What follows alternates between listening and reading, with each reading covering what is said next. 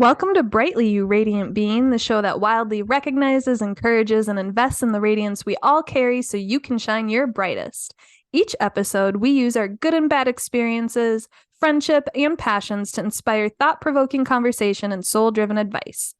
This season, we'll travel from the fool's journey to the hero's adventure to better help you create a life worth living and step more brightly into yourself, inch by inch.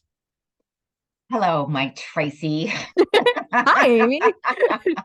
People don't know this if they haven't been listening for a while, but I just spent the past 40 minutes venting to Amy. So she's playing it cool. Like we're just introducing ourselves to each other today now. Well, it was a lot. It was a lot. Yeah. You went through a lot. And so I am here to hold space for that.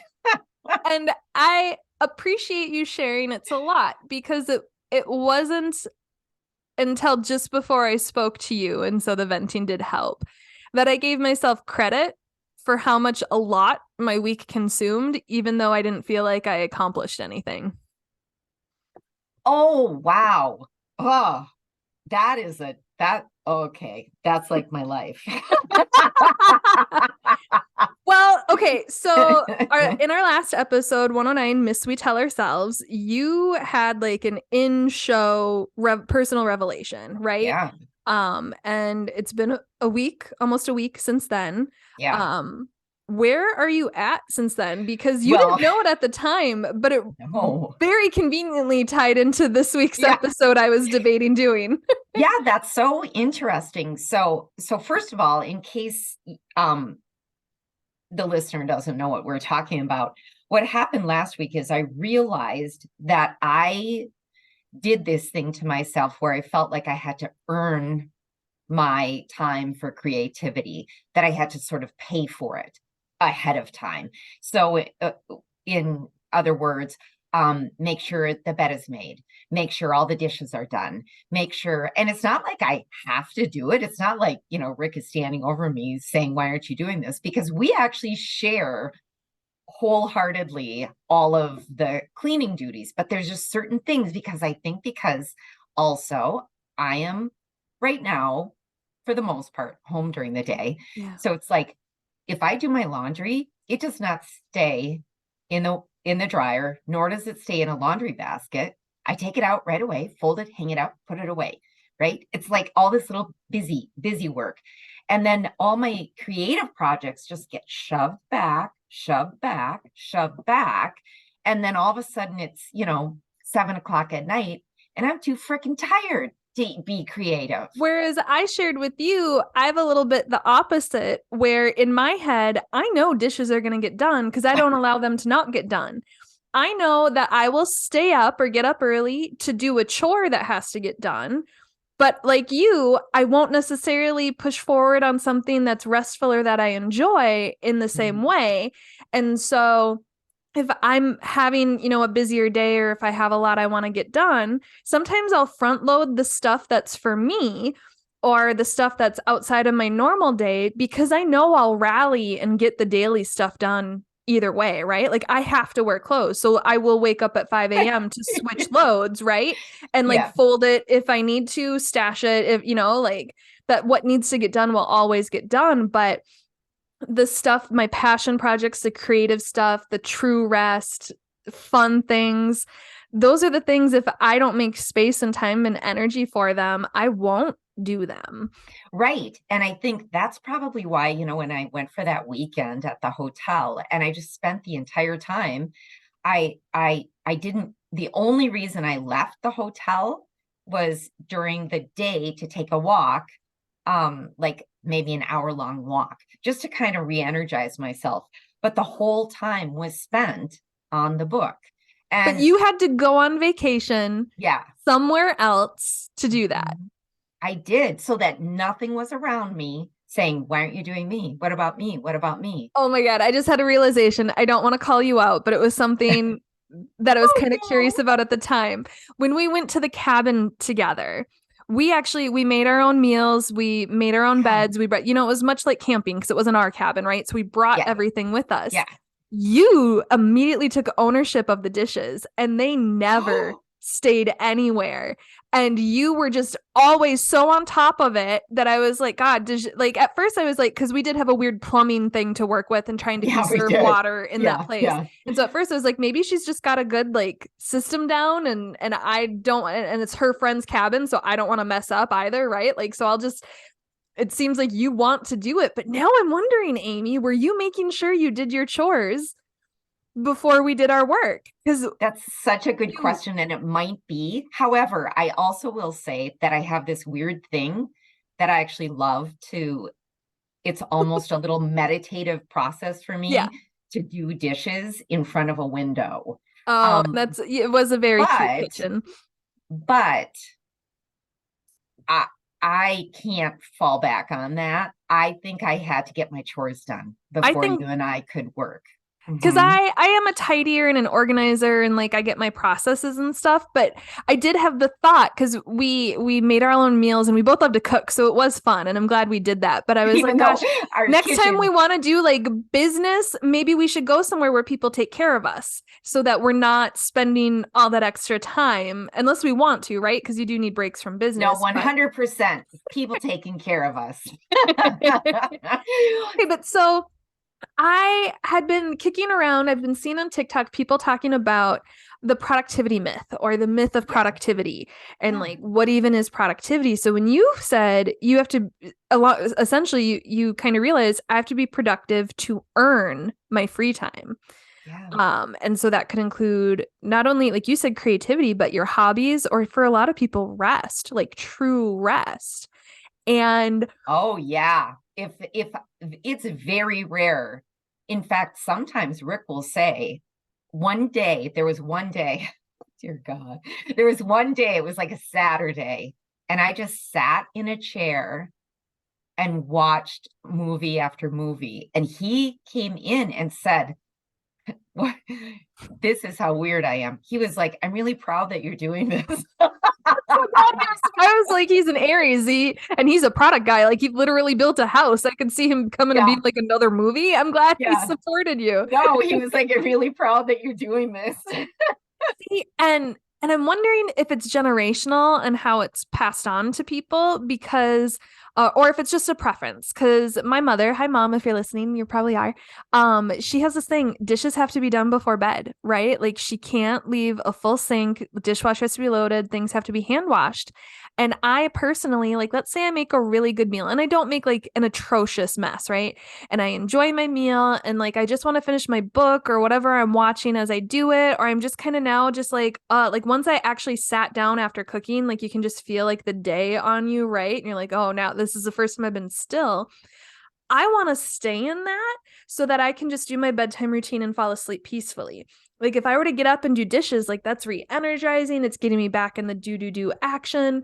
And so that was something whenever I've lived with her that's always been like this push pull, because I was like, well, I Yeah. know I'm not going to go to work tomorrow with dishes in the sink. And it's kind of a nice way, kind of like how you said it's meditative in front of the window. For me, I'll blast music and I'll do dishes. And it's like a low effort, no brain energy way to wake up to the world, right? And it's like an accomplishment, like making your bed, right? Like, oh, this is checked. And like I'll meal prep or pack a lunch at the same time, cook my breakfast while I do it, right? But it's something I'll have to ask her why it's her preference, or why she likes to do it, right? If it falls into this productivity thing, like would it keep her So up at night? that's the thing, though. Your mom and I are the same generation. Mm-hmm.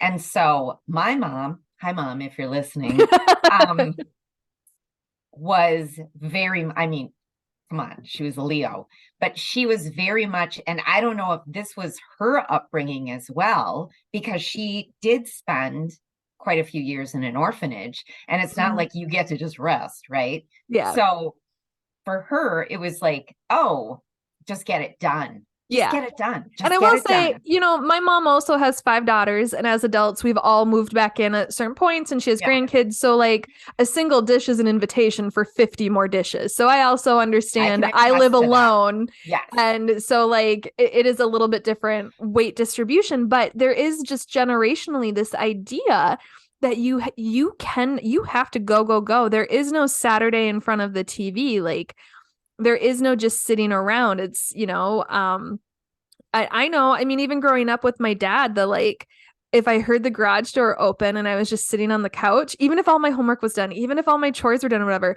I'd immediately stand up and pretend I was doing something, right? Like TV off, immediately go and just like, yep, I'm dusting for you.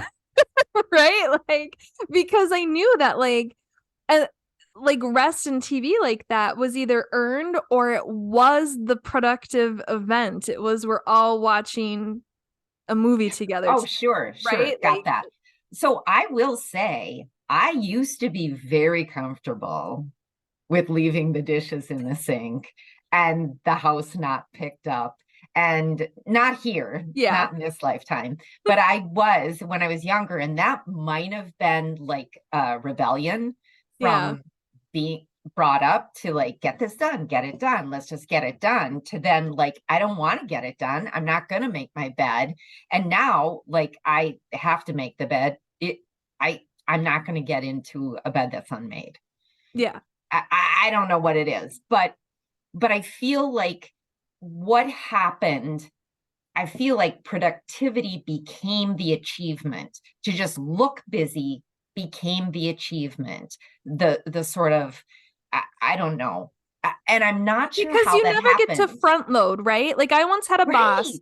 where I was salaried. I didn't have to track my time, right? And but anytime I had a doctor's appointment or was running late, I'd like show her in Excel where I was tracking my time and oh, I'll stay late or oh, I'll do it this on this day or I can work 10 hours on Wednesday. And finally in one of our one-on-ones, she's like, Tracy, I guarantee you it is working out in our favor more the other way. Like you do not like stop tracking, stop worrying, you work, you get your work done and you do good work. I know you think about us when you're not here, so like just go to the dentist, right? Like that. She's like, going to the dentist shouldn't mean you suddenly have to work until 9 o'clock that night. Like your work is getting done. I know you would move your dentist appointment if there was Yeah. some sort of office emergency, right? Is this like okay, so not only maybe a generational thing, but is it a United States thing? Oh, yeah, I would Right? imagine so. I Yeah, because can't when, think of any other country that would be like yeah, this. I worked for a very major local international company. Well, wait, I take that back. Well, I'm sure other countries have it Yeah, too, yeah. but I remember we had a 8 a.m. Monday morning management team meeting. And I was just a temp, right? And so I didn't have to be there, but like I would have to follow up with the people who didn't show up, right? Like I'd get a list. Hmm. And so on a Friday, I was like, oh, and remember this person is on vacation, so they won't be at management team. And apparently, both in the meeting and in email that Friday, this VP made it known he doesn't care where you are in the world, what time it is. If you're on vacation, you need to show up for management team at 8 a.m. on Monday. And so here I am, like this temp, like fresh out of grad school. And I went in and I had a conversation with him and I was like, hey, if you can't uh live, like work without someone for a week, possibly 2 to 3, you are not a good, like, you're in a really bad place. Like, what if they died? What if they quit? Right? Well, Like, not only you that, should be able to why? go a week. And, like, Right. how are the people under them ever going to get exposure and training for this role or to ever fill in if you don't allow them that space? That, like, especially if it's a planned vacation, they should be able to front load you and let you know what you need to know. And so he was kind of like taking that into consideration when all of a sudden HR broke into the room and she goes, you broke some international laws. We need a meeting. That apparently some of the members on the international team was like, no, I don't. When I take my 18 weeks of vacation a year or whatever it is, I do not work. And so they had me do some research for him. And I saw all this stuff that in Germany, I don't know if it's all of it or just certain companies, but they will turn off the servers on a Friday at 5 and not turn them back on until Monday. Like nobody has access to work. Not that people aren't saving stuff to their desktop or whatever, but that culturally it's believed that if you stay past your like scheduled time, if you take work home, if you work late, if you work on weekends, you're bad at your job because you didn't get it done while you were there. I can totally see that judgment. Right? And I was like, I want to live in Germany. Yeah. And so it is like, it can be a very cultural thing. I think it's a generational thing. working for the government, it's a little bit different mindset because, we're legally required to put in hours. I am an hourly employee. I'm pretty sure even directors are hourly. I don't think we have salary staff. But I was very much more getting into quality over quantity, right? That, if I can produce exceptional work and like 8 times what someone else can in my role in 4 hours a day, 6 hours a day, I should be able to take my half days on Friday, right? Like, and I Right. had managers who supported that. But then there are also those managers that are like, I want you ass in the chair, 8 to 5, no complaints, no more than 30 minutes for lunch, which anybody who has, like, let's say you forget your lunch or something, right? Like picking up food and eating food, like acquiring and eating food in 30 minutes, prepping food and eating food, that's not a break, right? Like that's, no. Well, yeah. And do you know how many times I eat my lunch in front of my laptop or in front of my, Yeah. yeah, Or I once worked way too somewhere often. where most of the people were salary. I wasn't, but I came out of retail store management where we had strict laws where if you worked this many hours, you got this many breaks. These ones you Yep. clocked out for, these didn't. And they had to be this far spaced apart. And the first time I brought that up to someone about like I was taking them, right? Like I did a good job of, just managing my time and my work and all that. So nobody, I don't think they were aware of that, but I was like, "Oh, these 3 staff members, you need to let them leave their desk." And the person like, waved their finger at me. We don't do that here. And so I was like, here's Minnesota state employment law. Enjoy your lawsuits.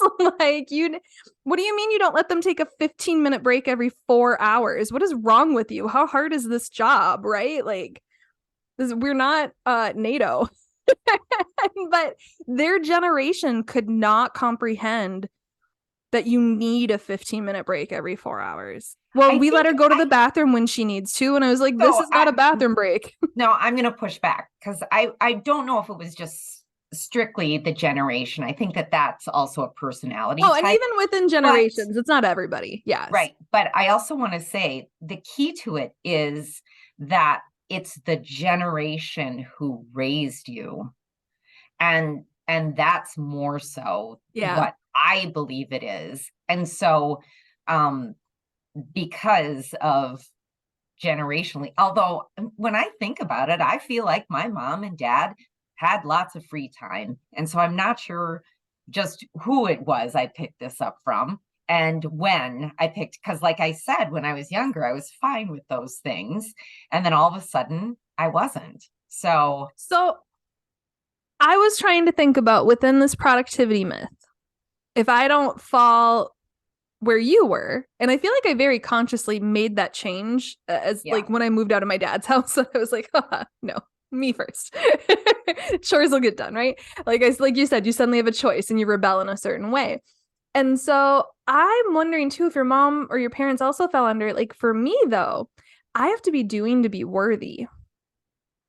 Oh, right. I have to be accomplishing something, striving, working for something. Maybe it's just saying like, oh, I'm, working on a master's degree, right? And like that can kind of cover it, but like it's never like, oh yeah, I just took the weekend for me, right? Like it's always still like, oh yeah, I just did this and this weekend, but I'm finishing my MBA in 6 weeks, like so there's always like Oh, something so on yeah, there where it's like, yeah. oh, so just so you know, like I'm doing things in life and I'm still like relevant and it like, or I'm planning to do X. Or I saw someone today on TikTok say nobody would run a marathon if you couldn't talk about it. And I was like, I don't know if that's true, but also like that's a part of it if I were That to do is a it. part of it. And I feel like at this point in my life, I should be able to just say, I just took the weekend for me. And that's the end of the statement because of all the things I actually have accomplished in my life and done in my life and my age.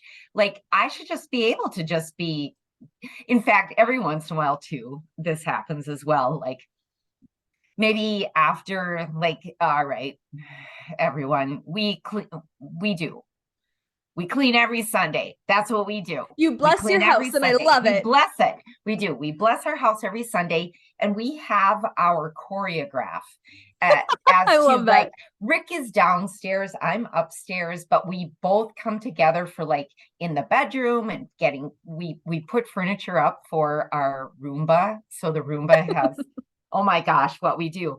But it's like this smooth dance at this point. So and it barely takes any time. It's like 2 hours and Yeah. we're done with everything. Um, and then afterwards, like maybe I'll sit on, the chair and I'll read a book. I'll start reading. And then Rick will come up and he'll say, "Is that what you're going to do all day?" He's joking. He's joking. But it's And triggering, isn't it? no, No, not anymore. no, no, because I've already Oh, cleaned, you earned it. Tracy. Yeah. What else would So you do? then Of he course says, you're "Is gonna. that what you're going to do all day?" And I say, "Yes, it is." And then we laugh and then he walks away. But it's because I earned it once again. And I have to tell you something that happened today. Can I tell you something that happened today? Of course. Right Oh my before we God. were gonna Can you, Amy? I just spent 17 minutes talking about people you don't know in my school program who I'll never have to talk to again about something I don't actually care about. So, yes, please yeah. share. Please So share. so I had maybe I don't know, a half an hour before we were going to meet. And I thought, "Oh, you've got a half an hour. You could sit down with some of these things that you've been working on, trying to figure out, like, who am I and why do I think I have to pay forward before I can have creativity?" Okay. But I had created a lot of dishes that I had already washed. But then I thought, well, I don't want Rick to come home and there's all these dishes that weren't for the dishwasher. Yes. They were things that had to be washed by hand. So I thought, I'll just dry them and put them away. And in the middle of that, I'm like, "You're doing it again, Amy. You're doing it again." But I couldn't stop myself, You couldn't Tracy. stop because I mean, it's kind of ingrained in you. Mhm. And so it's one of those things where, when you recognize, you have to ask yourself, what does it mean to be productive? And what is it that you're producing? So we talked ages ago, the Green brothers, Hank and John Green had introduced a concept to me I'm still wrestling with about like um producing your own joy is a form of productivity, right? That like Oh, I need to listen to that.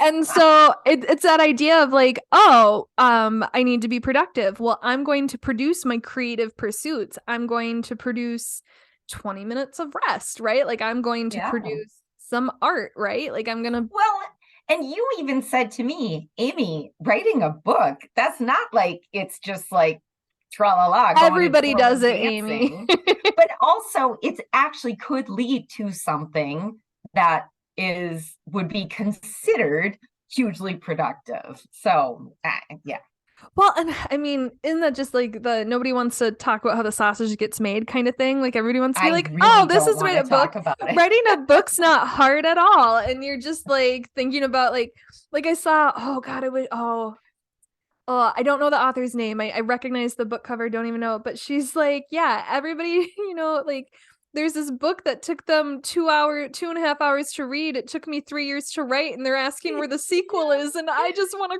Yeah. cry. Like I don't know. Like, please leave me alone. I'm really proud of this thing. Like, I'm glad you enjoyed it, but like, oh, get off my back. Like, Well, and do you know what? Like, this is the advice I've been given. Good advice that if I'm not going through a traditional publisher, if I was going to publish online, that you actually should have your first two books written. I'm like, still, oh. they're gonna blow through the second one in just like 3 more hours, right? So you get 6 hours of somebody being like, "Oh, you wrote some books, cool," before they're like, "Write more, monkey." Like, but so then that's just it. Like, so first of all, asking yourself, what does it mean to be productive? But then also, like, who's measuring? And so when it comes to like household Ooh, chores, some people have partners and roommates, right? So there yeah. is some physical responsibility to be respectful or at least communicate. Cause like I would tell my mom, like, as I put stuff down, like, I have an online class. This is my dish. I will wash this dish, but I have to go do this thing real quick, right? Like, don't touch the dish.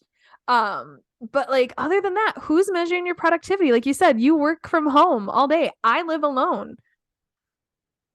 And unless I'm inviting you over to do something for the business, like But who's even measuring? then, who would care? Who You would know what I care? mean? I wouldn't judge, even though I judge myself. Well, actually, I some of wouldn't the best judge advice you. I was getting ready to throw a party once, and I was like, and it was just like a small gathering, just like 3 or 4 for a dinner party. But I stressed myself out, and not stressed, but like I had limited time. So like I spent all of Friday night like preparing and shopping and planning and all that stuff, and then all morning deep cleaning, and then all afternoon cooking. Wait, and so then like by the time the people came over for the party, I wasn't in a party mood. I was tired, right? And one of the women looked at me and she's like, "Oh no, you deep clean after the party." Yeah. Because we're gonna make a mess. People are gonna wear shoes in your home. I actually know that one. Oh my God, I was like 31 years old when I learned that. I was like, oh, that's not the household I grew up in. But then I also have to remember the household I grew up in. My parents could assign multiple children to do things, right? And then, like you said, you and Rick split things, right? So I do have to also recognize, like, oh, you're the party planner, the hostess, the preparer, the chef, the whatever. Mm-hmm. But so when it comes to productivity as a myth, there's some myths out there around it that have been bugging me like crazy because it's all over TikTok. How to be a boss babe, how to be like Steve Jobs, out there. How to be, a little bit, but like how to have a side hustle, how to do all this, how to be productive, how to be successful, how to achieve your goals. And one of them is telling people to wake up and have a 5 to 9 before your 9 to 5, or like, hey, all these successful people get up at 4 a.m. so you should too. And I'm just like, no, when you look at a 5 to 9 before your 9 to 5 or whenever you work, that just means have at least 4 hours of your day where you focus on fitness, nutrition, goal setting, and then working on a goal. You don't have to do it before work as long as you do it. Like if your clock or your schedule allows you to do it at 3 p.m., like do your miracle morning routine at 3 p.m. Call it your miracle afternoon. You don't need alliteration to be successful. But like if it's not in you to get up at 4 a.m., why are you forcing yourself to be up at 4 a.m.? The successful part is not the 4 a.m. It's the work they produce in the time they allot for it. It's not the fact that you're awake before other people. No, and I also feel that some people who stress that are people who naturally wake up at 4 a.m. anyways, and then they just like judge everyone who wakes up at 6. I don't know. It's just like a thing to humble brag about in society. And as someone with insomnia, it's not that exciting. No, I would imagine not. But yeah, that whole early bird gets the worm thing. I don't eat worms. Like I don't. See, that's, you know what, that actually was my mom. My mom really? Was always an early riser, but she never was like, you have to get up. But what she would do would be like, Amy, come and see the sunrise. So it wasn't productivity. It was like there are magical things that happen in the morning. And so I would get up because she'd be so excited. So I'd get up. And granted, we lived on the East Coast, on the ocean, and watch the sunrise. And it was glorious. And I'd be like, that was really beautiful. I'm going back to bed. And then I'd go back to bed.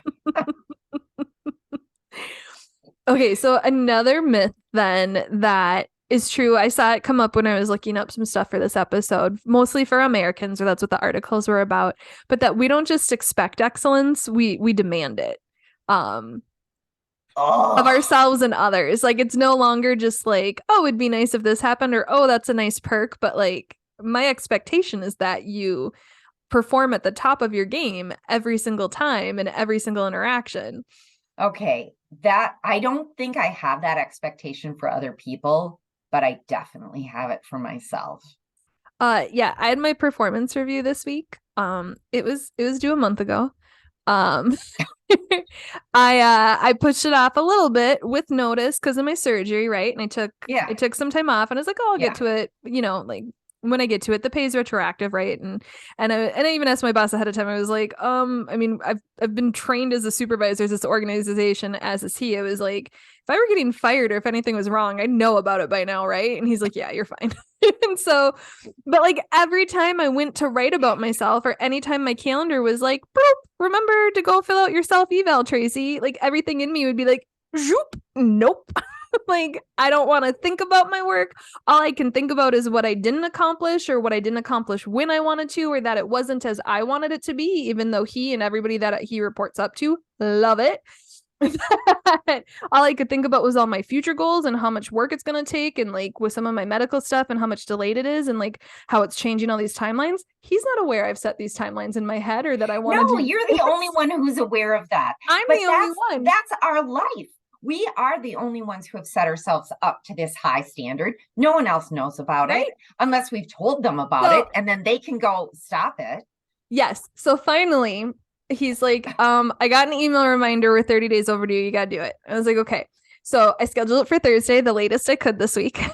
And then I did my self eval Wednesday. And then my boss, within an hour, immediately submitted his answers because he fills out the same thing for me after reading mine. Yeah. And it was glowing and it was fabulous and wonderful. And everything was Ms. Thompson because he's super professional, right? And then I only gave us 30 minutes in the middle of a very packed day for him to talk about it.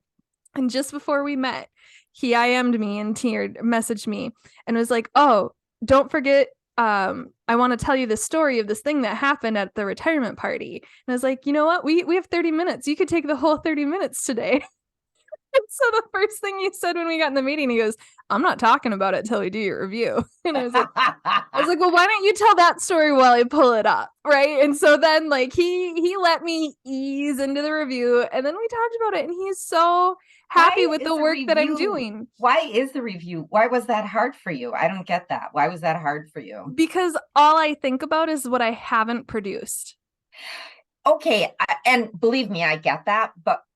And I'm thinking about my own review because I think about what I haven't produced as well. But then as I'm writing my review and then I'm writing all the things I did do and produced and created and brought forward and whatever, I'm like, oh, damn, that's not bad. Yeah, I know. So, he's like, he told me, because there's a goal section. We work for the same place, you know. And so I have about 10 goals every time because I like to do Why does he let you have 10 goals every time? He doesn't, but just they're in there either way. Goals. So a third of them are for me, a third are for the division, and then a third are organization related. So there's always going to be a diversity, equity, and inclusion aspect. It's a value of our organization. And so I don't feel like that's too many goals when it's something I'm going to do anyways, right? So I'm just going to document that, yes, this is what I'm going to do. So like there's a certain tool I've been meaning to use. So this is the year I'm going to learn it, right? So it's not a huge thing, right? It's not like a project I'm producing. And so like he pointed out, he's like, I think it's a lot of goals. And I was like, well, a third of them are our division goals. It's just the work we do. And a third of them are pretty much done. Like my degree is almost done. I'm not gonna get it. Like I'd have to really mess up right now at this point. Oh, I see. Okay. Right. And so there's some things that like how I worded it, I want to make sure future Tracy, when I do my review next year, doesn't forget what I accomplished. Right. Yeah. And we're already 3 months into the year too, right? Like my review just happens to be in early February. And so I was like, yeah, we have 3 months of work that we've done. But no, he said the same thing, but it's that demanding of excellence of self, where when it gets time to the review, I don't view what I did as good. All I see is the excellence I didn't achieve, right? Or that it could have been better. And he's like, this is the most amazing thing anyone's ever produced here. Thank you. And I'm like, you're an idiot. I love you, that's a really big gap, Tracy. You understand that, right? Oh, that's a huge gap. So should we switch to the healing stuff? Yeah, we better. So with the 10, right? And I think I alluded to this earlier, but learning it's quality over quantity, right? And that you don't need perfection for it to be high quality. And that started is better than done, right? So one of the things he works with me on is like, I know you want our new SharePoint site to just be like this glowing, beautiful thing, but anything is better than what we have now. And so we can do it in steps. I know you want our website to be this glowing, beautiful thing, but anything is better. Amy, I want it to be something I know how to use and manage. That's the delay.